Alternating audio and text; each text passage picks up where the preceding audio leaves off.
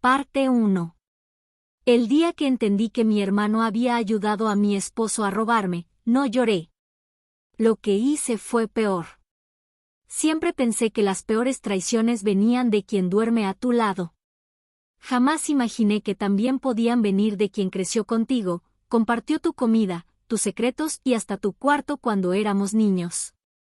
Si alguien me hubiera dicho que terminaría sentada frente a un contador forense revisando movimientos bancarios que conectaban a mi marido infiel con mi propio hermano, me habría reído en su cara. Pero ahí estaba. Todo empezó con el divorcio. Yo ya sabía que mi esposo me engañaba. No fue un descubrimiento dramático con mensajes a medianoche o perfume extraño en la ropa. Fue algo más frío. Más calculado. Distante. Él se volvió un extraño en mi propia casa.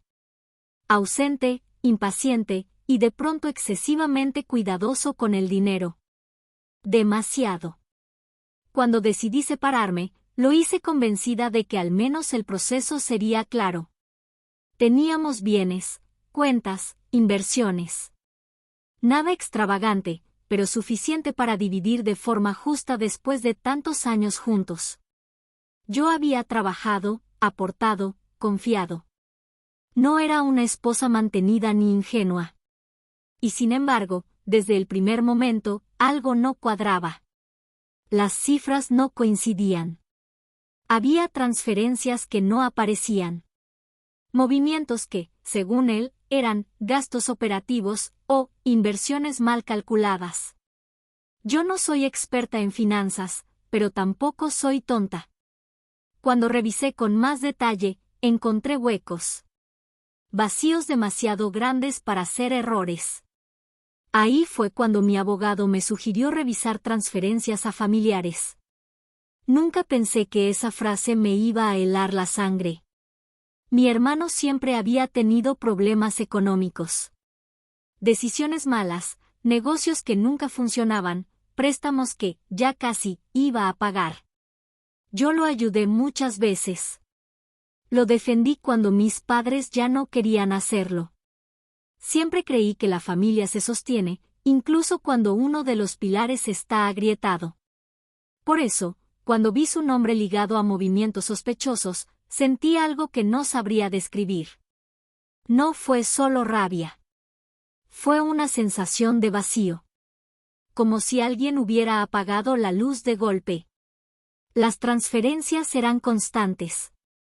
No enormes individualmente, pero sí lo suficientemente frecuentes como para sumar una cantidad que cambiaba todo el panorama del divorcio. Dinero que debía estar en nuestras cuentas conjuntas aparecía disperso en depósitos vinculados indirectamente a él. Indirectamente. Porque claro, no era tan torpe como para recibirlo a su nombre directamente. Había triangulación.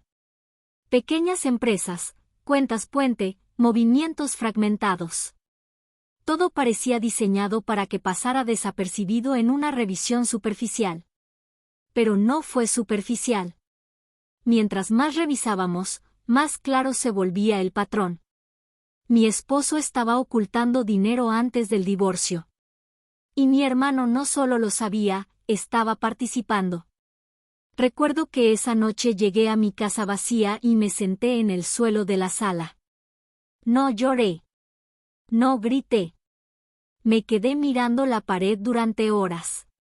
Pensando en todas las veces que defendí a mi hermano frente a críticas. Pensando en cómo mi esposo siempre decía que él era de confianza. Pensando en las comidas familiares donde ambos actuaban normales mientras ya planeaban cómo quitarme lo que era mío. La traición doble tiene un sabor distinto. No es solo dolor. Es humillación. Es sentirte estúpida por no haber visto las señales. Porque ahora, mirando hacia atrás, todo encajaba. Las visitas frecuentes entre ellos sin avisarme. Las conversaciones que se detenían cuando yo entraba a la habitación. El repentino interés de mi hermano por asesorar a mi esposo en ciertos movimientos financieros. Yo lo tomaba como apoyo entre hombres. Hermandad. Complicidad masculina. qué ingenua fui. Lo peor es que durante el proceso de separación, mi hermano seguía llamándome como si nada. Me preguntaba cómo estaba. Me decía que él siempre estaría para mí. Incluso insinuó que debía ser justa en el divorcio y no dejarme llevar por el resentimiento. Ahora entiendo todo. Estaba protegiendo su parte del botín. Cuando mi abogado confirmó que había base suficiente para investigar ocultamiento de activos, sentí algo distinto por primera vez: calma. Una calma fría. Pesada. Como si una parte de mí hubiera muerto y en su lugar hubiera nacido otra versión más despierta, menos confiada. No les dije nada. Ni a mi esposo. Ni a mi hermano. Seguí el proceso como si no supiera nada. Firmas, reuniones, documentos. Dejé que creyeran que su plan funcionaba. Que yo aceptaría cifras incompletas. Que me resignaría. Mientras tanto, el rastro financiero seguía creciendo. Y entonces apareció un detalle que lo cambió todo. Una transferencia particularmente grande. Más descuidada. Más evidente. Un movimiento que conectaba directamente una cuenta empresarial vinculada a mi esposo con una sociedad recién creada donde mi hermano figuraba como administrador. Esa fue la grieta. No era solo ayuda informal. Era colaboración estructurada. Fraude. Recuerdo la sensación exacta cuando lo entendí. No fue dolor. Fue claridad. Y en esa claridad supe que esto ya no era solo un divorcio. Era algo más grande. Algo que no iba a terminar en una simple división de bienes. Porque si habían ocultado dinero, habían mentido ante instancias legales. Y eso tiene consecuencias. Esa noche, por primera vez desde que comenzó todo, sonreí. No por venganza inmediata. No por rabia. Sino porque su arrogancia los había hecho descuidados. Y cuando alguien traiciona creyéndose más inteligente que tú, suele cometer errores. Lo que ellos no sabían es que ese pequeño error sería el inicio de una investigación que no solo afectaría el divorcio, sino que pondría el nombre de mi propio hermano bajo la lupa de algo mucho más serio. Y cuando la autoridad empezó a hacer preguntas formales, ya era demasiado tarde para que fingieran que no sabían nada. Parte 2. Si algo aprendí en todo esto es que la traición no siempre explota de golpe. A veces se va revelando como una mancha que se expande lentamente hasta que ya no puedes ignorarla. Después de descubrir esa transferencia grande hacia la sociedad donde mi hermano aparecía como administrador, yo ya no estaba confundida. Estaba alerta. Y cuando una mujer deja de estar herida y empieza a estar alerta, las cosas cambian. Mi abogado me explicó que ocultar dinero durante un divorcio no es simplemente ser listo. No es una picardía. Es algo que puede escalar muy rápido si se demuestra intención. Y en nuestro caso, ya no parecía un simple descuido contable. Había patrón. Había repetición. Había coordinación. Y eso implicaba a 2 personas. Seguí actuando normal. Esa fue mi mejor decisión. No enfrenté a nadie. No acusé. No insinué que sabía. En las audiencias me mostré tranquila. Incluso algo cansada. Dejé que mi esposo sostuviera su versión de ingresos reducidos y malas inversiones.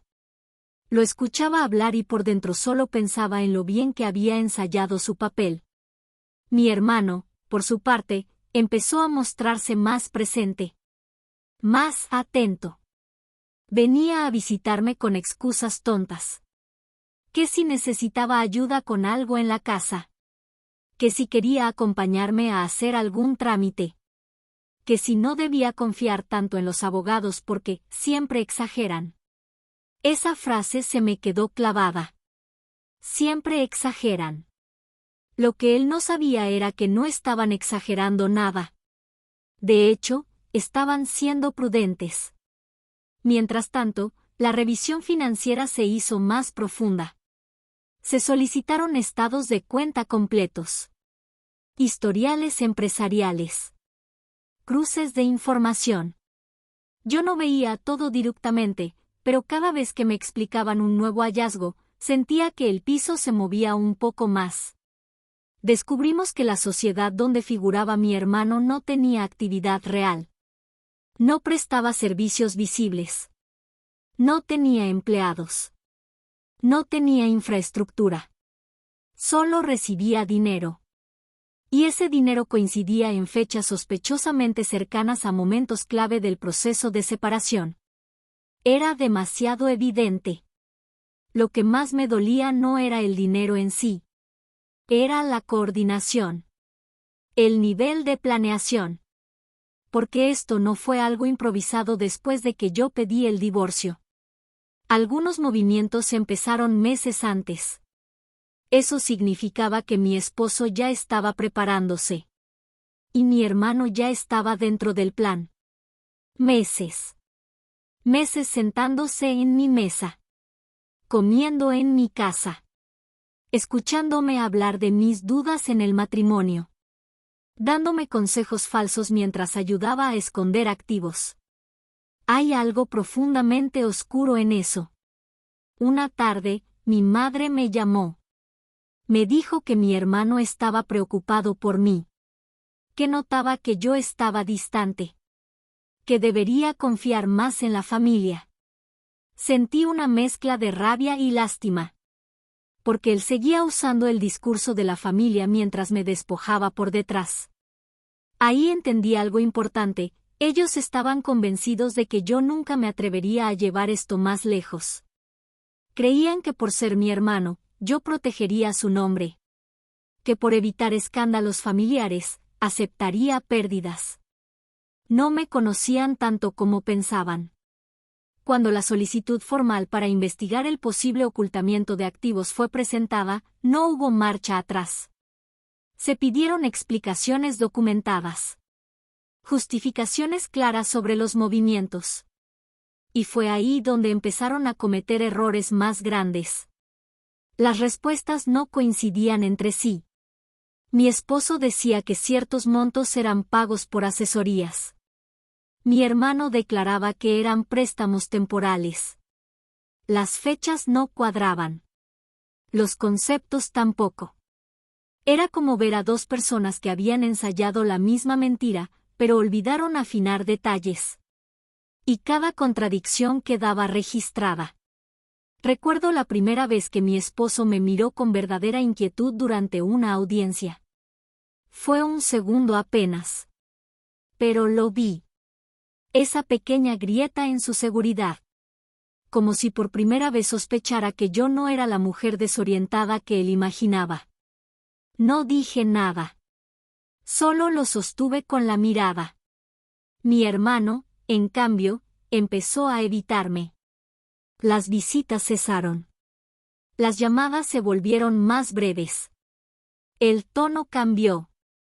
Ya no era el hermano protector. Era alguien incómodo. Tenso. A la defensiva sin razón aparente. La presión estaba funcionando. Y entonces ocurrió algo que confirmó que esto ya no era solo un pleito de divorcio.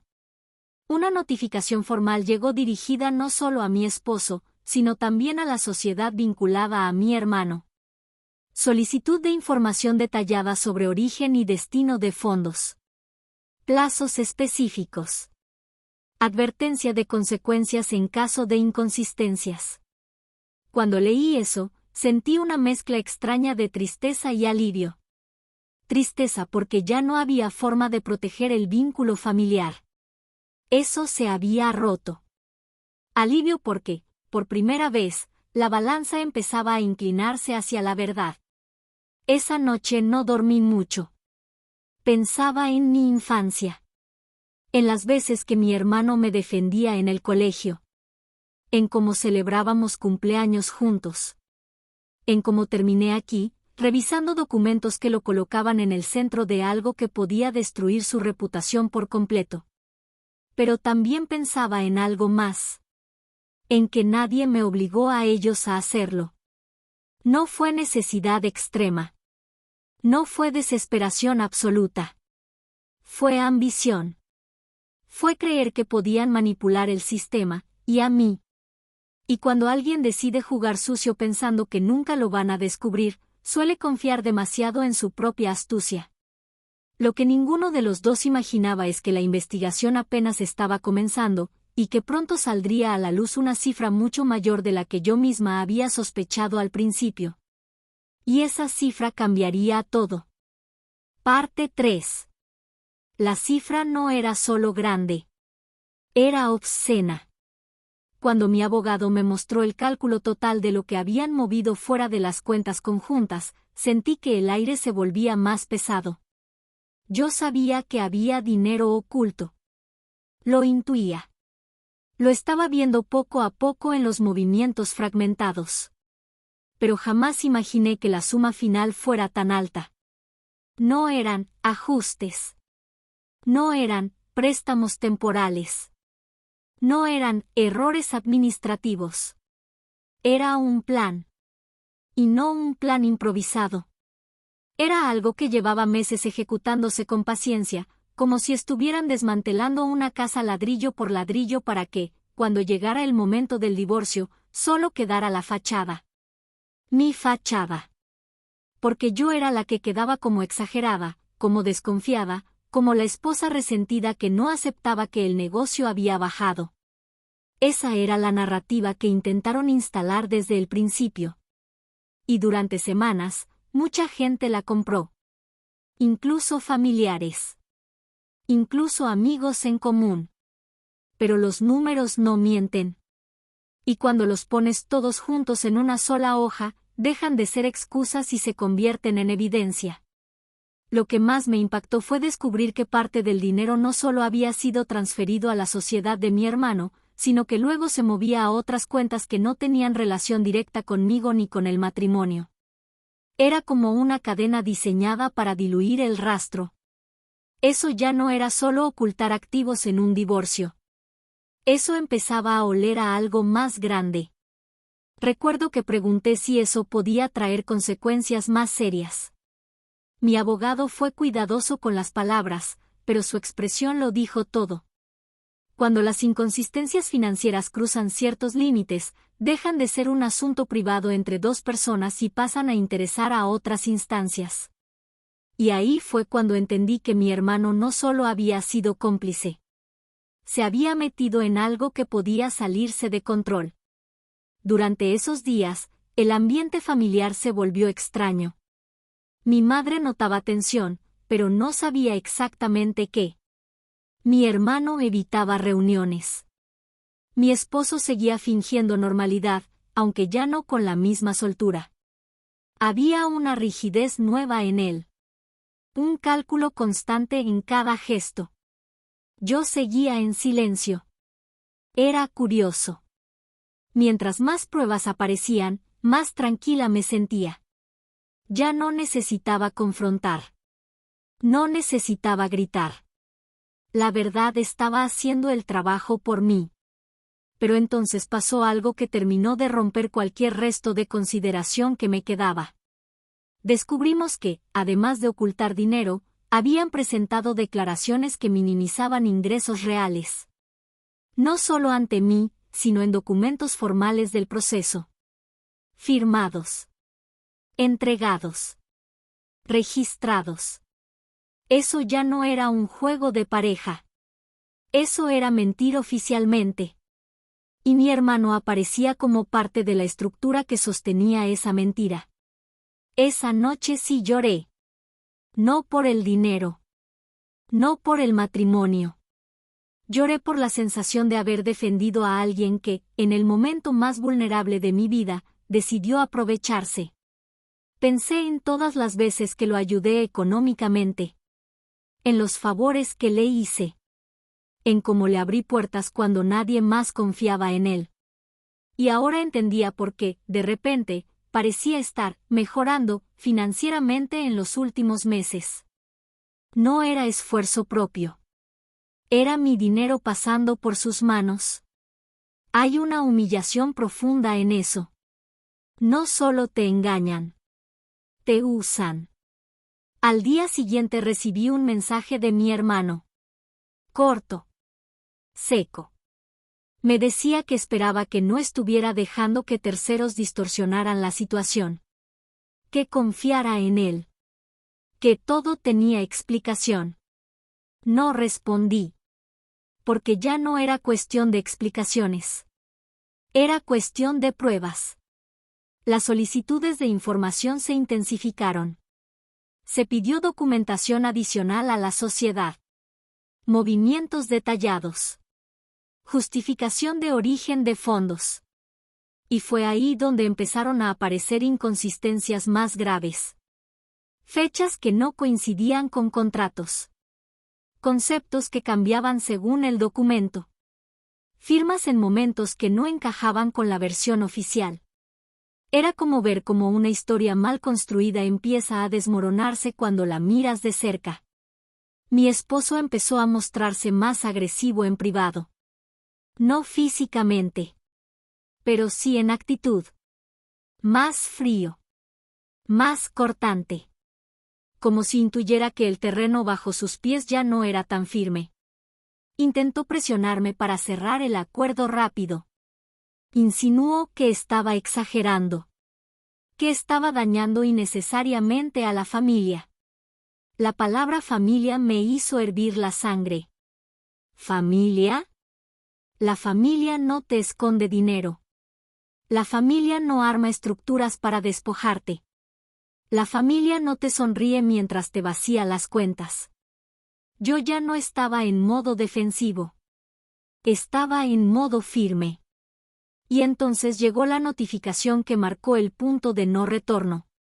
Se abrió una revisión formal más amplia sobre los movimientos financieros vinculados a la sociedad de mi hermano. No solo en el contexto del divorcio. Más allá. Cuando leí eso, supe que la bola ya estaba rodando cuesta abajo. No podía detenerse aunque quisiera.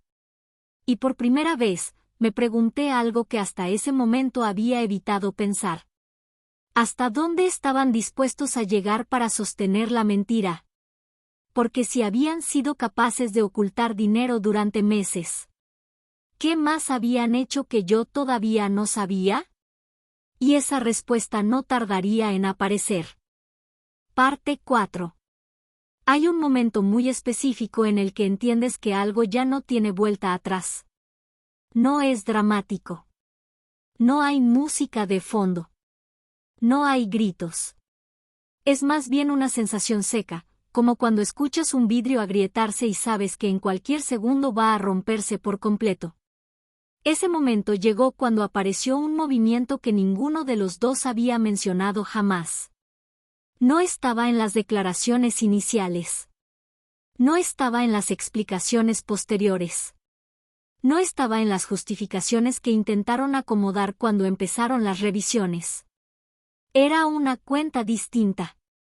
Una cuenta que no figuraba dentro de los activos declarados durante el matrimonio, pero que había recibido transferencias periódicas desde la sociedad vinculada a mi hermano. Y esas transferencias coincidían exactamente con los retiros previos de nuestras cuentas conjuntas. Cuando vi la secuencia completa, sentí algo que no era rabia. Era claridad absoluta. No estaban intentando proteger dinero, por si acaso. Estaban construyendo un fondo paralelo. Un colchón. Un plan B donde yo no existía. Lo que más me impactó no fue la cifra final, aunque era alta, sino la intención. Porque ese patrón no era algo que se arma en un arranque de pánico. Eso requiere conversaciones previas. Requiere acuerdos. Requiere confianza entre ellos. Mi esposo y mi hermano habían hablado. Se habían sentado. Habían diseñado algo juntos. A mis espaldas. Esa imagen fue la que más me dolió. Yo imaginaba sus reuniones como algo improvisado. Algo torpe. Pero no. Había estructura. Había orden. Había un objetivo claro: minimizar lo que me correspondería en el divorcio. Y lo estaba logrando, hasta que empezamos a unir los puntos. La revisión formal se volvió más intensa. Se solicitó información bancaria ampliada. Se pidió rastreo de cuentas asociadas indirectamente. Y ahí fue donde las cosas empezaron a ponerse realmente incómodas para ellos. Porque ya no era solo explicar una transferencia. Era explicar un sistema. Un sistema que tenía coherencia interna, pero que se desmoronaba cuando lo mirabas desde fuera. Mi hermano empezó a mostrarse más nervioso. No lo veía directamente, pero me llegaban comentarios. Que estaba más irritable. Que evitaba hablar del tema. Que decía que yo estaba exagerando todo. Siempre es curioso cómo quien te traiciona suele acusarte de exagerar cuando lo descubres. Mi esposo, en cambio, empezó a insistir con más fuerza en cerrar el divorcio cuanto antes. Ofrecía acuerdos rápidos. Propuestas razonables. Incluso intentó apelar a lo emocional, diciendo que lo mejor era no destruirnos más. Destruirnos. Esa palabra me quedó resonando. Como si yo fuera la que estaba rompiendo algo. Lo cierto es que lo que se estaba rompiendo era su narrativa. Y eso les asustaba. Una tarde recibí una llamada que confirmó que esto ya no era solo un pleito matrimonial. Se estaba evaluando si ciertos movimientos podían constituir algo más serio que simple ocultamiento de activos. Porque cuando mueves dinero de forma sistemática para alterar una declaración formal, cruzas una línea. Y esa línea no es ligera. Esa noche volví a revisar mentalmente cada conversación de los últimos meses. Recordé cuando mi hermano me decía que fuera inteligente en el divorcio. Cuando insinuaba que pelear por dinero era quedarse en el pasado. Ahora entendía el doble sentido. No quería que yo peleara porque sabía que, si lo hacía, todo saldría a la luz. Lo que más me sorprendía era su seguridad inicial. Realmente pensaron que no investigaría. Que aceptaría cifras menores. Que firmaría sin revisar. Que confiaría. Confiar. Esa palabra ya no significaba lo mismo para mí. Días después, apareció otro detalle inquietante. Algunos documentos presentados durante el proceso contenían inconsistencias en fechas que no podían explicarse fácilmente. Era como si hubieran ajustado información sobre la marcha. Eso fue lo que terminó de sellar su error. Porque cuando modificas versiones, dejas huellas. Y las huellas estaban quedando registradas. Mi familia empezó a fracturarse. Mis padres estaban confundidos. No entendían por qué el ambiente era tan tenso. Yo no había contado todo aún. No quería involucrarlos hasta tener el panorama completo. Pero el silencio ya pesaba demasiado. Por primera vez me pregunté si debía hablar. No para vengarme. No para exponerlos públicamente. Sino para protegerme. Porque el juego que ellos empezaron ya estaba creciendo más de lo que imaginaron. Y lo más irónico es que, mientras más intentaban sostener la mentira, más grande se volvía el problema. Un error lleva a otro. Una mentira obliga a inventar otra. Y cuando el miedo entra en escena, las decisiones se vuelven torpes. Eso fue exactamente lo que pasó. Porque en su intento desesperado por cubrir ciertos movimientos, hicieron algo que terminó conectando directamente a mi hermano con una operación que ya no podía justificarse como apoyo familiar. Y cuando esa pieza cayó en manos correctas, su nombre dejó de estar solo en mi historia de divorcio. Empezó a aparecer en algo mucho más serio. Y en ese punto, supe que la justicia ya no dependía de lo que yo dijera o callara. Dependía de lo que ellos habían hecho. Parte 5. El problema con las mentiras largas es que necesitan memoria perfecta. Y nadie tiene memoria perfecta cuando empieza a entrar el miedo. Después de que saliera a la luz esa operación que conectaba directamente a mi hermano con movimientos imposibles de justificar como simples préstamos familiares, el ambiente cambió por completo. Ya no era tensión silenciosa. Era presión real. Por primera vez, sentí que no era yo la que estaba contra la pared. Eran ellos. La revisión financiera dejó de centrarse únicamente en el divorcio y empezó a ampliarse hacia la estructura que habían armado. No puedo entrar en detalles técnicos porque ni siquiera yo los entendía todos, pero básicamente estaban analizando si ese flujo constante de dinero tenía una finalidad más grande que solo perjudicarme a mí. Y cuando un análisis se amplía, empiezan a mirar todo. No solo lo que te conviene. Todo. Mi hermano cometió su gran error intentando arreglar algo que ya estaba documentado. Hubo un movimiento apresurado. Un traslado de fondos entre cuentas que parecía desesperado. Como si alguien hubiera intentado reorganizar piezas después de que el tablero ya estaba expuesto. Ese movimiento fue el que terminó de prender todas las alarmas. Porque cuando alteras algo después de que ya está bajo revisión, no lo haces ver más limpio. Lo haces ver más sospechoso. Recuerdo perfectamente el día que me llamaron para informarme que la sociedad vinculada a mi hermano iba a ser revisada con mayor profundidad. No sentí alegría. Sentí algo más frío. Como cuando sabes que una tormenta está a punto de descargar con toda su fuerza. Mi madre me llamó esa misma noche. Su voz sonaba extraña. Tensa. Me preguntó si sabía algo sobre problemas que estaba teniendo mi hermano. Ahí entendí que la presión ya no era solo interna. Estaba empezando a filtrarse. Yo no le dije todo. No tenía fuerzas para explicar cada detalle. Solo le dije que había cosas que debían aclararse y que yo no había iniciado nada fuera del proceso normal del divorcio.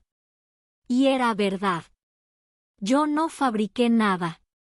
No exageré nada. No inventé movimientos. Ellos lo hicieron. Mi esposo empezó a cambiar su actitud otra vez. Dejó de mostrarse arrogante y pasó a una versión más conciliadora. Intentó acercamientos más suaves. Incluso insinuó que podíamos resolver todo en privado, sin seguir escalando el asunto. Escalar. Esa palabra volvió a aparecer. Como si yo estuviera empujando algo cuesta arriba por capricho. Lo que él no quería admitir es que el asunto ya había escalado solo, por el tamaño de sus propias acciones. Hubo un momento especialmente revelador.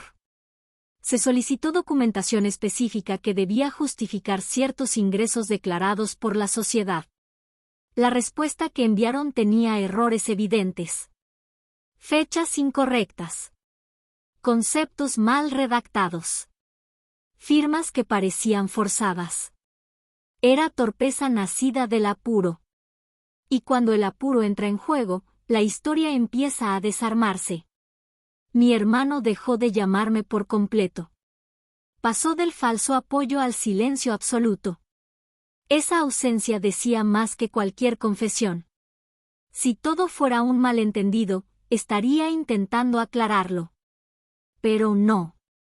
Estaba protegiéndose. Y eso me confirmó algo doloroso. En ningún momento pensó en protegerme a mí. Solo en protegerse a sí mismo. Las conversaciones familiares se volvieron tensas. Se cancelaron reuniones. Se evitaron temas. Era como si todos sintieran que algo grande estaba ocurriendo, pero nadie se atreviera a decirlo en voz alta. Yo seguía firme. No porque fuera fuerte por naturaleza, sino porque ya no tenía nada que perder. El matrimonio estaba roto. La confianza familiar estaba rota. Lo único que me quedaba era mi dignidad y la posibilidad de que la verdad quedara clara. Y entonces llegó la notificación que cambió el ritmo de todo. Se estaba evaluando formalmente si ciertos movimientos podían constituir responsabilidad directa para los administradores de la sociedad. Es decir, para mi hermano. Cuando leí eso, sentí un golpe en el estómago. No era una advertencia ligera. Era el inicio de algo que podía tener consecuencias reales para él. No solo económicas. Reales. Esa noche me quedé despierta pensando en si debía sentir culpa. Después de todo, era mi hermano. Pero luego recordé algo muy simple: yo no moví el dinero. Yo no firmé documentos dudosos. Yo no armé estructuras paralelas. Ellos lo hicieron sin pensar en mí. ¿Por qué tendría yo que pensar en protegerlos ahora? Hay un momento en el que la justicia deja de ser venganza y se convierte en equilibrio. Y yo ya no quería destruirlos. Solo quería que las cosas se pusieran en su lugar. Lo que ninguno de los dos imaginaba era que, mientras intentaban salvarse individualmente, empezarían a señalarse entre ellos. Y cuando eso pasara, la historia daría un giro que ni siquiera yo estaba preparada para ver. Parte 6. La primera grieta entre ellos no fue pública. Fue silenciosa. Lo supe porque las versiones empezaron a cambiar. Hasta ese momento, mi esposo y mi hermano habían sido un bloque compacto. Coordinados. Seguros. Todo lo que uno decía parecía reforzado por el otro. Pero cuando la presión empezó a sentirse de verdad, algo se rompió. Las explicaciones dejaron de coincidir. En un documento reciente, mi esposo intentó minimizar la participación de la sociedad administrada por mi hermano. Lo presentó como algo casi anecdótico, un simple canal temporal sin mayor relevancia. Pero días después, apareció otra respuesta donde la sociedad tenía un rol mucho más activo, casi estratégico. No era una contradicción enorme a simple vista. Pero cuando miras todo junto, se nota. Y cuando dos personas mienten juntas, el miedo suele hacer que cada uno empiece a proteger su propio cuello. Yo no necesitaba confrontarlos. Bastaba con observar cómo se movían. Mi hermano, que al principio parecía tranquilo, comenzó a mostrarse inquieto incluso ante terceros. Su negocio, ese mismo que había usado como puente para mover mi dinero, empezó a tener revisiones adicionales. Clientes que pedían aclaraciones. Proveedores que hacían preguntas. Nada espectacular todavía, pero sí incómodo. La incomodidad es el primer síntoma del derrumbe. Mi esposo, por su parte, cambió completamente el tono conmigo. Pasó de la arrogancia a una especie de falsa humildad. Intentó hablarme de errores, de malas decisiones tomadas bajo estrés, de cómo las cosas se habían salido de control. Se salió de control. Esa frase me hizo entender algo clave: estaban empezando a sentir que ya no podían manejar la narrativa. Yo seguía sin discutir. Sin gritar. Sin hacer escenas. Me limité a cumplir cada paso del proceso con calma. Entregar lo que me pedían. Firmar lo necesario. Revisar todo con lupa. Y mientras más revisábamos, más detalles aparecían. Descubrimos que algunos fondos que habían pasado por la sociedad no solo provenían de nuestras cuentas conjuntas, sino también de movimientos vinculados a una propiedad que aún estaba en disputa. Eso complicaba aún más el panorama. Porque ya no era solo dinero líquido. Era patrimonio. Y cuando el patrimonio entra en juego, las consecuencias se multiplican. Hubo una semana particularmente tensa. Recibí llamadas indirectas. Comentarios a través de familiares.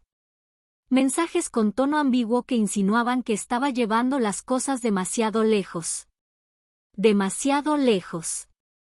Como si exigir claridad fuera un exceso. Recuerdo que una noche mi madre me dijo que mi hermano estaba muy angustiado. Que decía que todo se había malinterpretado. Que estaba siendo víctima de un mal asesoramiento. Esa parte casi me hizo reír. Porque durante meses, él había sido el asesor de mi esposo. La ironía era brutal. Pero lo que realmente marcó el quiebre fue una solicitud formal donde se pedía identificar responsables directos de ciertas decisiones administrativas dentro de la sociedad. No bastaba con decir, fue un error. Había que señalar quién tomó qué decisión. Y ahí empezó el verdadero miedo. Porque cuando tienes que firmar tu responsabilidad por escrito, la lealtad se vuelve frágil. Poco después, supe que mi esposo había empezado a insinuar que él no entendía del todo los movimientos financieros y que confiaba plenamente en mi hermano para manejar esa parte. Eso fue el primer empujón. No lo dijo directamente frente a mí, pero quedó registrado en su versión. Y esa versión dejaba a mi hermano más expuesto. Cuando me enteré, sentí una mezcla extraña. No satisfacción. No alegría. Sino la confirmación de algo muy humano: cuando el agua sube, cada quien busca una tabla para flotar. Incluso si eso significa empujar al otro. Mi hermano reaccionó tarde. Intentó reforzar su posición, justificar decisiones, presentar documentos adicionales. Pero ya no era un bloque sólido con mi esposo. Era una defensa individual. Y cuando dos personas que conspiraron juntas empiezan a defenderse por separado, el castillo se desmorona rápido. Yo seguía observando. No necesitaba intervenir. El propio peso de sus acciones estaba haciendo el trabajo. Y entonces llegó la noticia que terminó de cambiar el tono de todo. Se abrió una línea de revisión específica sobre posibles irregularidades en la administración de la sociedad. No solo en relación conmigo, sino en general. Eso significaba algo muy claro: el foco ya no era únicamente mi divorcio. Era su gestión completa. Esa noche me quedé sentada en silencio largo rato. Pensé en cómo empezó todo: una infidelidad, un divorcio doloroso, un hermano apoyando al cuñado. Y ahora estábamos aquí, con estructuras revisadas y responsabilidades señaladas. La justicia no llegó en forma de explosión. Llegó en forma de presión constante. Y lo más impactante es que, mientras ellos intentaban salvarse señalándose uno al otro, aún faltaba que saliera a la luz el detalle que terminaría de inclinar completamente la balanza a mi favor. Un detalle que llevaba meses escondido, y que ninguno de los dos recordó borrar. Parte 7. El detalle apareció casi por accidente. No fue una confesión. No fue un error obvio. Fue algo pequeño. Un documento olvidado en medio de cientos de archivos. Estábamos revisando una serie de movimientos relacionados con la propiedad que aún seguía en disputa cuando alguien notó una referencia cruzada a un contrato interno de la sociedad de mi hermano. Ese contrato no estaba dentro de los documentos entregados oficialmente.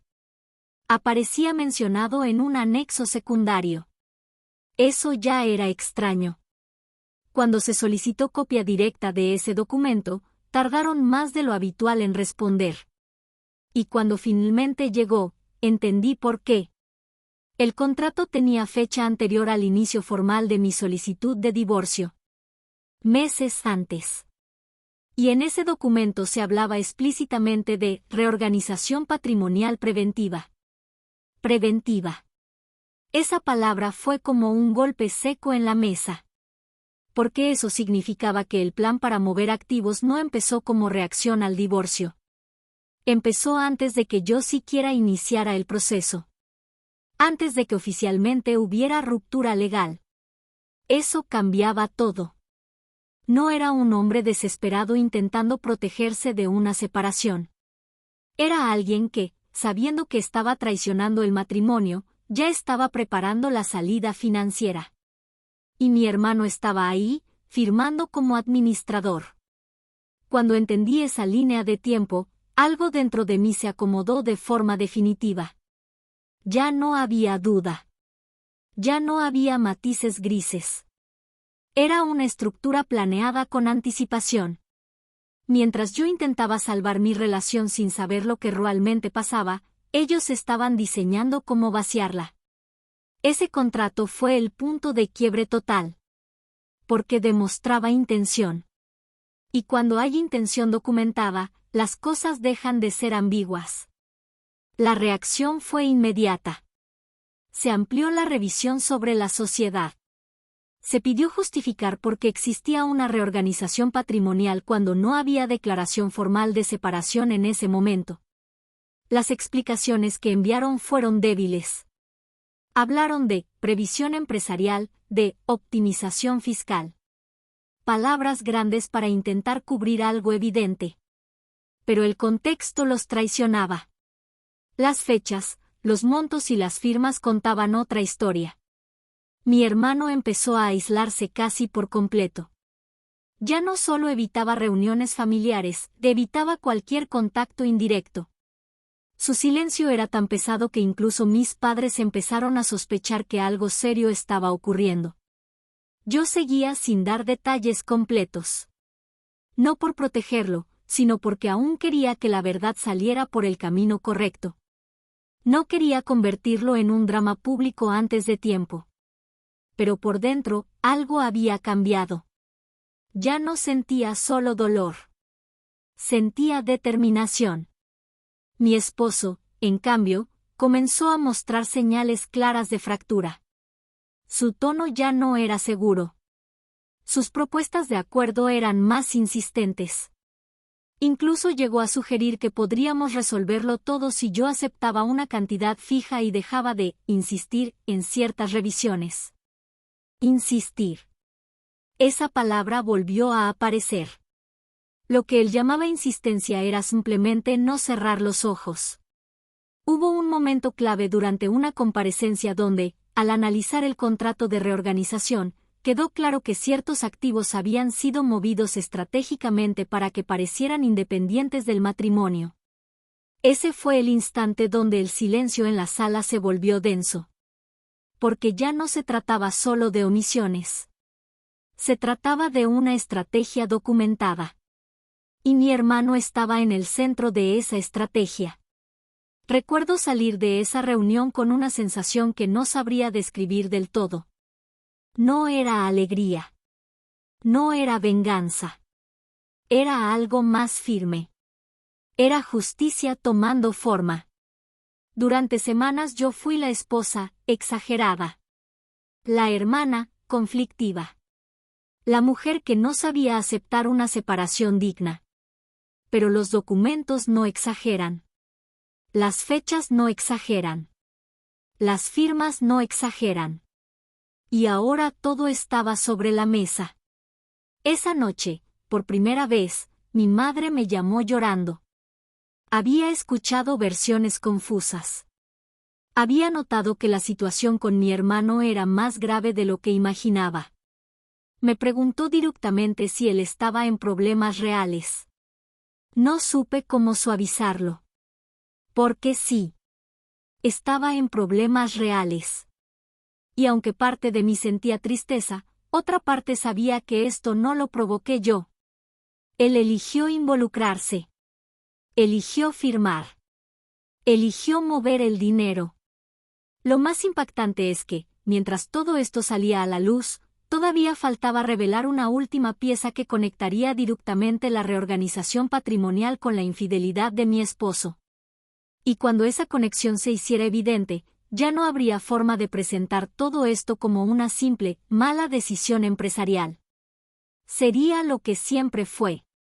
Una traición calculada. Y esa revelación estaba más cerca de lo que cualquiera imaginaba. Parte 8. La última pieza no apareció de forma dramática. No hubo confesiones ni mensajes filtrados a medianoche. Fue algo mucho más frío. Una coincidencia de fechas. Mientras se revisaban los movimientos previos a la reorganización patrimonial, alguien notó que los primeros ajustes importantes en las cuentas coincidían exactamente con un periodo específico, el momento en que mi esposo inició formalmente una relación paralela. Yo ya sabía de la infidelidad. Eso no era novedad. Pero hasta ese momento, siempre había visto el engaño emocional y el engaño financiero como dos cosas separadas. No lo eran. Las primeras transferencias significativas ocurrieron semanas después de que él comenzara su aventura. Y el contrato firmado por mi hermano para reorganizar activos se firmó poco después de que yo empezara a sospechar que algo no estaba bien en mi matrimonio. Eso no era casualidad. Era prevención. Mientras yo intentaba entender por qué mi esposo estaba distante, él ya estaba moviendo dinero para protegerse de un divorcio que todavía no existía oficialmente. Y mi hermano estaba ahí, firmando. Cuando entendí esa línea temporal completa, sentí algo muy claro: no solo me estaban engañando en lo emocional, me estaban preparando una salida financiera antes de que yo siquiera tuviera la información completa. Eso es otro nivel de frialdad. No fue una decisión impulsiva tomada en medio de una pelea. Fue planificación. Y la planificación deja rastros. La revisión de los movimientos mostró algo más inquietante. Parte del dinero transferido coincidía con gastos que mi esposo hizo en esa relación paralela. Viajes, regalos, alquileres temporales. No tengo que describir detalles para que se entienda. Era mi patrimonio financiando su doble vida. Y mi hermano ayudando a encubrirlo. Cuando esa conexión quedó documentada, la narrativa cambió por completo. Ya no era solo ocultamiento preventivo. Era desvío de recursos con intención clara. Recuerdo que esa noche no sentí rabia. Sentí algo más pesado. Como si finalmente hubiera visto la fotografía completa. Durante meses me cuestioné si estaba exagerando, si estaba siendo dura, si estaba dejando que el dolor me hiciera desconfiar demasiado. Pero no. No estaba loca. No estaba exagerando. Estaba siendo traicionada a dos niveles. Mi esposo intentó minimizar la conexión cuando fue confrontado con las fechas. Dijo que era coincidencia. Que los movimientos respondían a decisiones empresariales independientes de su vida personal. Pero cuando los números cuentan la misma historia que los hechos, las coincidencias pierden fuerza. Mi hermano guardó silencio. Y ese silencio fue más contundente que cualquier explicación. La revisión formal empezó a tomar un tono más serio. Ya no era solo cuestión de dividir bienes. Era analizar si hubo uso indebido de recursos en un contexto donde existía deber de transparencia. Yo no necesitaba entender cada término técnico para saber que el terreno bajo sus pies se estaba desmoronando. La presión comenzó a reflejarse en su comportamiento. Mi esposo estaba más delgado. Más tenso. Su arrogancia había desaparecido por completo. Intentó una última vez apelar a lo emocional, diciendo que todo esto podía destruir a la familia. La familia ya estaba destruida. Ellos la rompieron cuando decidieron actuar en secreto. Mi hermano, por su parte, empezó a hablar indirectamente a través de terceros. Comentarios sueltos sobre malentendidos, sobre cómo las cosas se salieron de proporción. Pero ya no había forma de reducirlo a un malentendido. Había documentos. Había fechas. Había dinero. Y lo más fuerte de todo, había intención demostrable. Esa combinación es peligrosa para quien la sostiene. Yo seguía firme. No porque fuera insensible, sino porque entendí algo fundamental: proteger a quien te traiciona no te hace noble, te hace cómplice. Y yo no iba a ser cómplice de nada. La conexión entre la reorganización patrimonial y la infidelidad fue el golpe final a cualquier versión alternativa que pudieran construir. Y cuando eso quedó claro, empezó a hablarse de consecuencias más allá del divorcio. Consecuencias reales. Para ambos. Esa fue la primera vez que vi miedo auténtico en los ojos de mi esposo. No miedo a perderme. No miedo al escándalo. Miedo a lo que podía venir después. Y todavía faltaba la audiencia donde todo quedaría expuesto de forma definitiva. Una audiencia donde ya no podrían hablar de exageraciones. Donde los números hablarían solos. Y donde mi hermano dejaría de ser solo el hermano que ayudó, para convertirse en una figura central de algo mucho más serio. Parte 9. La audiencia final no fue ruidosa. Fue fría. Y eso la hizo mucho más contundente. Yo entré sin temblar. No porque no sintiera nada, sino porque ya había pasado por todas las etapas posibles: incredulidad, rabia, tristeza, culpa, vergüenza. Lo único que quedaba era firmeza. Los documentos estaban organizados. Las fechas alineadas. Las transferencias conectadas como una cadena que ya no podía romperse. Mi esposo evitaba mirarme. Mi hermano tampoco levantaba mucho la cabeza. Ya no eran ese bloque sólido que meses atrás parecía tan seguro. Ahora eran dos personas intentando sostener versiones que ya no encajaban del todo. Cuando se expuso la línea temporal completa, infidelidad, reorganización patrimonial preventiva, transferencias fragmentadas, desvíos a la sociedad administrada por mi hermano y posterior movimiento hacia cuentas paralelas, el silencio en la sala fue pesado. No hubo necesidad de dramatizar nada. Los números hablaban solos. Lo más fuerte fue ver cómo intentaron separarse uno del otro en sus explicaciones finales. Mi esposo insinuó que confiaba plenamente en mi hermano para manejar la parte financiera. Mi hermano, por su lado, presentó decisiones como basadas en información que mi esposo le proporcionaba. Era casi irónico. Durante meses actuaron como socios. Ahora parecían desconocidos intentando protegerse individualmente. Y ahí entendí algo definitivo: cuando la traición se basa en conveniencia, la lealtad dura exactamente lo mismo. Poco después, quedó claro que el ocultamiento de activos durante el divorcio no solo afectaba la división de bienes. Afectaba su credibilidad completa. Cualquier intento de minimizar ingresos o mover patrimonio estratégicamente perdió validez. La balanza se inclinó.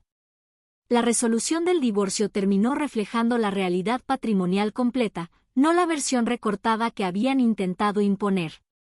Eso, por sí solo, ya era una victoria. Pero no fue lo único. La revisión ampliada sobre la sociedad de mi hermano siguió su curso. Y aunque ese proceso ya no dependía directamente de mí, estaba claro que el contrato preventivo y los movimientos posteriores no iban a desaparecer por arte de magia. Mi hermano salió de esa audiencia con el rostro completamente distinto al que tenía meses atrás. Ya no era el hombre confiado que me decía que fuera razonable. Era alguien enfrentando las consecuencias de haber subestimado la situación. Mi esposo, por su parte, perdió más que dinero. Perdió la narrativa que había intentado construir. Ya no podía presentarse como víctima de una esposa exagerada. La documentación lo desmentía. Cuando salí del edificio ese día, respiré profundo. No fue euforia. No fue celebración ruidosa. Fue alivio. Alivio de no haber cedido cuando intentaron presionarme. Alivio de no haber firmado acuerdos rápidos por miedo al conflicto familiar. Alivio de haber confiado en mi intuición cuando todo parecía demasiado extraño.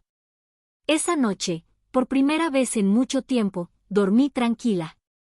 No porque todo estuviera solucionado mágicamente, sino porque la verdad había quedado registrada. No como opinión. No como versión emocional. Sino como hechos. Mi familia quedó fracturada. Eso es innegable. Hay heridas que no se cierran fácilmente cuando la traición viene de sangre. Pero también entendí algo importante: la familia no se define por el silencio cómplice, sino por la integridad. Y yo elegí integridad. Mi hermano ahora enfrenta un proceso que ya no controlo ni dirijo. Es consecuencia directa de decisiones que él tomó sin pensar en mí. Y aunque parte de mí siente tristeza por cómo terminó todo, otra parte sabe que si hubiera cerrado los ojos, hoy estaría viviendo con una injusticia permanente. No fue venganza. Fue equilibrio. Mi esposo ya no forma parte de mi vida. El divorcio quedó resuelto en términos reales, no en cifras manipuladas. Y aunque el daño emocional tomó tiempo en procesarse, al menos no cargué también con la carga financiera que intentaron imponerme. A veces la justicia no llega como un golpe espectacular. Llega como una serie de decisiones firmes que te niegas a abandonar. Y aún faltaba el último paso. La confirmación oficial que terminaría de cerrar este capítulo y que dejaría claro que no solo recuperé lo que era mío, sino que nunca debí dudar de enfrentar la traición, aunque viniera del lugar más inesperado. Parte 10. La confirmación llegó semanas después. No fue una escena dramática ni una llamada urgente. Fue una notificación formal, fría, directa. De esas que no usan adjetivos ni emociones, solo hechos. La revisión sobre la sociedad de mi hermano avanzaba oficialmente. No era un simple requerimiento más. Era el inicio de un proceso que evaluaba responsabilidades concretas por los movimientos realizados durante ese periodo. Cuando leí el documento completo, entendí algo muy claro: ya no había manera de minimizar lo que hicieron como malentendidos familiares. Había consecuencias. Y aunque yo no celebré con risas ni brindis, sentí algo que llevaba meses esperando: cierre. El divorcio ya estaba resuelto con una división justa basada en cifras reales, no en versiones manipuladas. El intento de ocultamiento no solo fracasó, sino que terminó afectando la credibilidad de quien lo intentó. Eso cambió completamente el resultado final. Recuperé lo que me correspondía. No más, no menos. Justo. Mi esposo intentó, por última vez, establecer contacto bajo un tono casi derrotado. No para disculparse realmente, sino para suavizar lo inevitable. Habló de errores, de malas decisiones tomadas en momentos de confusión. Pero ya no había espacio para discursos ambiguos. La infidelidad fue una decisión. El ocultamiento fue una decisión. Involucrar a mi hermano fue una decisión. Nada fue accidente. Mi hermano, en cambio, guardó silencio absoluto. No hubo mensajes indirectos. No hubo intentos de explicación. Solo distancia. Una distancia que ahora ya no dolía de la misma forma. Porque el dolor más fuerte había sido la traición inicial. Lo demás fue consecuencia. La familia quedó dividida. Algunos intentaron mantenerse neutrales. Otros evitaron el tema por completo. Mis padres tuvieron que enfrentar la realidad de que uno de sus hijos había cruzado una línea seria. Yo no busqué humillarlo públicamente. No lo expuse en redes. No armé escándalos. No convertí esto en espectáculo. Dejé que el proceso siguiera su curso. Y eso fue suficiente. Lo que más me marcó de todo esto no fue el dinero ni el proceso en sí. Fue entender lo fácil que algunas personas pueden justificar traicionar a quien tienen más cerca si creen que no habrá consecuencias. Creyeron que yo firmaría sin revisar. Creyeron que protegería el apellido antes que mi dignidad. Creyeron que el silencio familiar sería más fuerte que la verdad. Se equivocaron. Hubo noches en las que dudé. No lo voy a negar. Dudé si estaba siendo demasiado firme. Dudé si debía dejarlo pasar, por ser mi hermano. Dudé si el conflicto valía la pena. Pero cada vez que volvía a mirar los documentos, las fechas, las firmas, recordaba algo muy simple: si yo no defendía lo que era justo, nadie lo haría por mí. Con el tiempo, la tormenta mediática familiar se calmó. El ruido bajó. Las conversaciones incómodas se volvieron menos frecuentes. Pero las consecuencias no desaparecieron. Mi hermano ahora carga con un proceso que afecta su reputación y su estabilidad. No porque yo lo haya querido destruir, sino porque él eligió participar en algo que no debió tocar. Mi exesposo sigue con su vida. Ya no es mi problema. La relación paralela que intentó sostener con dinero que no le pertenecía dejó de ser mi carga el día que firmé el cierre definitivo. Yo también sigo con la mía. Más desconfiada, sí. Más fuerte, definitivamente. Pero sobre todo más consciente de algo que antes no veía con claridad: la lealtad no se prueba cuando todo va bien. Se prueba cuando hay tentación de hacer lo incorrecto. Y ellos fallaron en esa prueba. Si algo me dejó esta historia es una certeza incómoda pero poderosa: a veces la justicia no es vengarse, ni gritar, ni destruir. Es simplemente no retroceder cuando intentan quitarte lo que es tuyo. No tuve que levantar la voz. No tuve que armar un escándalo. Solo tuve que mantenerme firme. Y al final, eso fue suficiente. Hoy puedo mirar atrás sin rabia ardiente. Con tristeza, sí. Con decepción, claro. Pero también con orgullo. Porque en el momento más difícil, cuando la traición venía de mi propio hermano y del hombre con el que compartí años de vida, elegí no encogerme. Elegí enfrentar. Y esa decisión cambió el final de esta historia. No fue perfecta. No fue indolora. Pero fue justa. Y después de todo lo que hicieron a mis espaldas, eso era lo único que necesitaba.